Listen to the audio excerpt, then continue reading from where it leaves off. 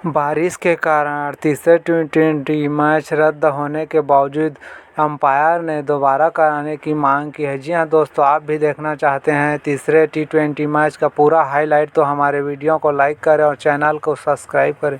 जी हां दोस्तों, पहले टी20 मैच में भारत को 2 रन से शानदार जीत मिली थी। वहीं दूसरे वनडे में भी 33 रनों की शानदार पारी से जीत का आगाज किया था। अब तीसरा टी20 मैच बारिश की वजह से रद्द हुआ, लेकिन अंपायर ने निर्णय लिया कि तीसरा टी20 मैच खिलाना चाहिए। यह कुछ लोगों का कहना है, लेकिन यह पूरी तरह ही गलत है दोस्तों। तीसरा टी20 मैच बारिश की वजह से पूरी तरह रद्द मैच हो गया है और भारतीय टीम को सीरीज में 2 से जीत मिली है और सीरीज पर कब्जा करके एक ऐतिहासिक जीत रख दिया है। कमेंट में ज़रूर बताना दोस्तों, भारत की जीत से आप खुश हैं।